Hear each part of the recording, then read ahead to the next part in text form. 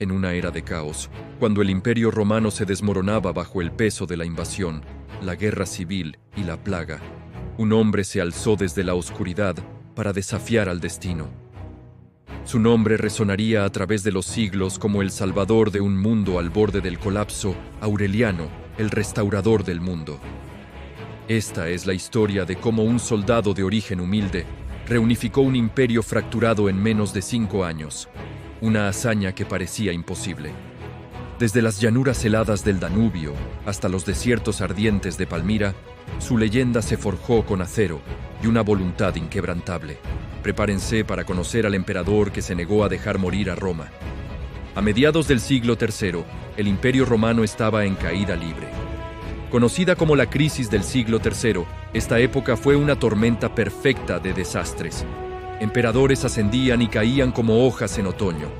Más de 20 hombres reclamaron el púrpura en solo 50 años, la mayoría asesinados por sus propias tropas o rivales. Las fronteras eran un colador. En el norte, las tribus germánicas, como los godos, alamanes y francos, cruzaban el Rin y el Danubio a voluntad, saqueando ciudades y dejando un rastro de destrucción. En el este, el nuevo y agresivo imperio sasánida había reemplazado a los partos, capturando al emperador Valeriano en una humillación sin precedentes para Roma. La economía estaba en ruinas. La inflación galopante devaluó la moneda de plata, el denario, hasta el punto de que era prácticamente de cobre bañado en plata. El comercio se detuvo, las ciudades se encogieron y la plaga de Cipriano diezmó a la población, matando a miles de personas cada día. Para colmo de males, el imperio se había fracturado en 3. En el oeste, el imperio galo, que abarcaba la Galia, Britania y parte de Hispania, había declarado su independencia. En el este, la carismática reina Zenobia de Palmira había forjado su propio imperio, controlando Egipto, el granero de Roma y gran parte de Anatolia.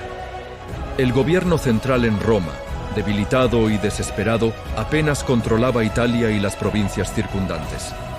El fin parecía inevitable. En este oscuro panorama emergió Lucio Domicio Aureliano.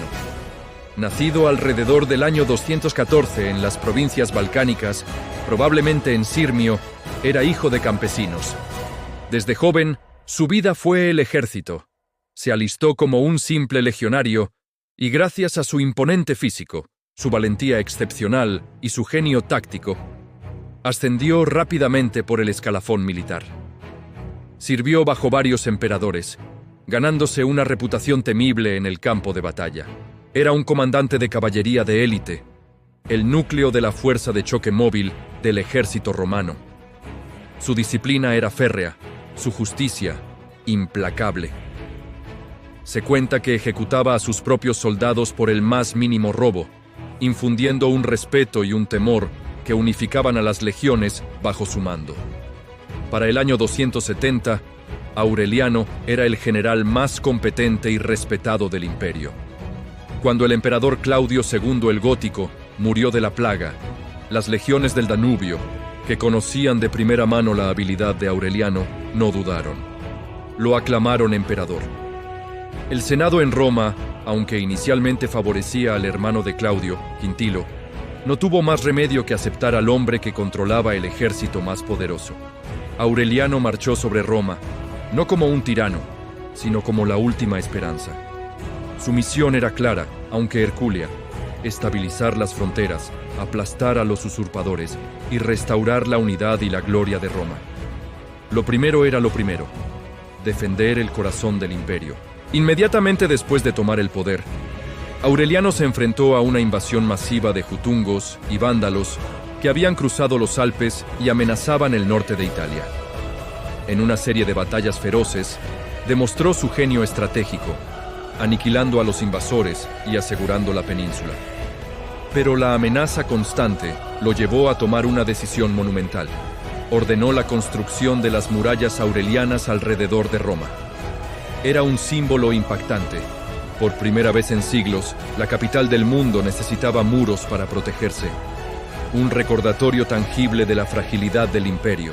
Con Italia a salvo, Aureliano dirigió su mirada hacia el este, hacia el opulento imperio de Palmira.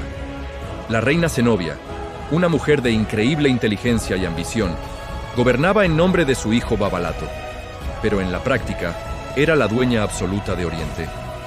Había desafiado abiertamente a Roma, acuñando moneda con su propia efigie y la de su hijo con títulos imperiales. Aureliano sabía que para reunificar el imperio debía recuperar Egipto, la principal fuente de grano para Roma. En el 272 lanzó su campaña oriental.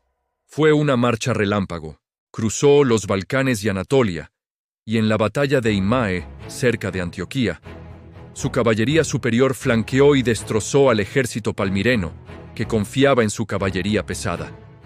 Repitió la hazaña en la batalla de Emesa, una confrontación aún más sangrienta. Zenobia, derrotada, se retiró a la ciudad amurallada de Palmira, esperando resistir un largo asedio en medio del desierto. Pero Aureliano era implacable. Asedió la ciudad, cortando sus suministros. Zenobia intentó huir para buscar ayuda de los persas, pero fue capturada cerca del río Éufrates. Con su reina prisionera, Palmira se rindió. Aureliano fue inicialmente magnánimo, pero cuando la ciudad se rebeló de nuevo poco después, regresó y la saqueó sin piedad, poniendo fin para siempre a su sueño de independencia. Con el este sometido, solo quedaba el oeste. El imperio galo, bajo el emperador Tétrico, se había mantenido independiente durante casi 15 años. Tétrico, un aristócrata que había heredado un trono inestable, se enfrentaba a constantes rebeliones internas y a la presión de las tribus germánicas. Se dice que, en secreto, contactó a Aureliano, cansado de su precaria situación y buscando una salida honorable. En el 274, Aureliano cruzó los Alpes hacia la Galia. Los dos ejércitos se encontraron en los campos cataláunicos, cerca de Chalons-en-Champagne. La batalla fue inmensa y costosa para ambos bandos. Según algunas fuentes, Tétrico y su hijo abandonaron a sus propias tropas al inicio del combate, entregándose a Aureliano según un acuerdo previo. Sin Tétrico, el ejército galo, aunque luchó valientemente, fue finalmente derrotado. El imperio galo se disolvió y sus provincias volvieron al redil romano. En menos de 5 años, un imperio que parecía destinado a la desintegración volvía a estar unido. En el año 274, Aureliano regresó a Roma para celebrar el triunfo más espléndido que la ciudad había visto en generaciones. Era una demostración de poder y unidad sin precedentes. El desfile exhibía tesoros de Palmira, armas exóticas, animales salvajes y, lo más asombroso de todo, los dos gobernantes derrotados, Zenobia y Tétrico. Zenobia, cargada de joyas y cadenas de oro, caminaba delante del carro del emperador. Tétrico y su hijo, vestidos con la toga gala, también formaron parte del espectáculo. Sin embargo, Aureliano les perdonó la vida, en un acto de clemencia que sorprendió a muchos. Zenobia recibió una villa en Tívoli donde vivió el resto de sus días, y Tétrico fue nombrado gobernador en el sur de Italia. Con este acto, Aureliano no solo celebraba su victoria militar, sino que enviaba un mensaje de reconciliación. El Senado, agradecido, le otorgó oficialmente el título que ya se había ganado en el campo de batalla: Restitutor Orbis, el restaurador del mundo. Pero su trabajo no había terminado.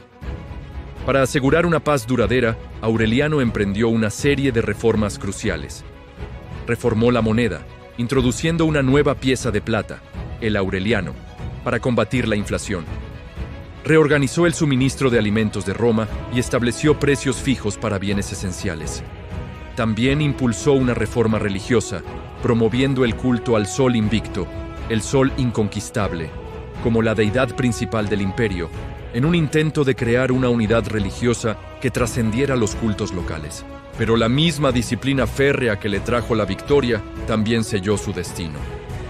Aureliano era un hombre duro, un soldado que no toleraba la corrupción ni la incompetencia. Esto le granjeó muchos enemigos, especialmente entre la clase senatorial y los funcionarios que se habían enriquecido con el caos. En el año 275, mientras preparaba una gran campaña contra el imperio sasánida para vengar la captura de Valeriano, la tragedia golpeó. Un secretario suyo, temiendo un castigo por una mentira menor, falsificó un documento que contenía una lista de altos oficiales supuestamente condenados a muerte por el emperador.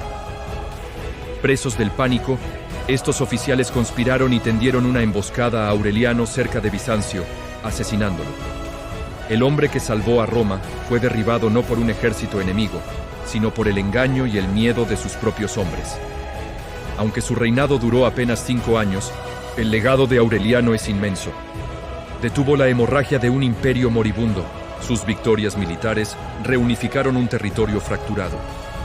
Sus murallas protegieron Roma durante más de un milenio y sus reformas sentaron las bases para la recuperación que culminaría bajo Diocleciano y Constantino. Sin Aureliano, es muy probable que el Imperio Romano de Occidente se hubiera derrumbado 2 siglos antes de lo que lo hizo.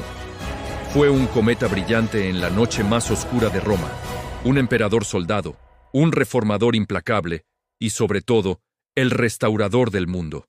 Su historia nos recuerda que incluso en los momentos más desesperados, el liderazgo y la voluntad de un solo individuo pueden cambiar el curso de la historia.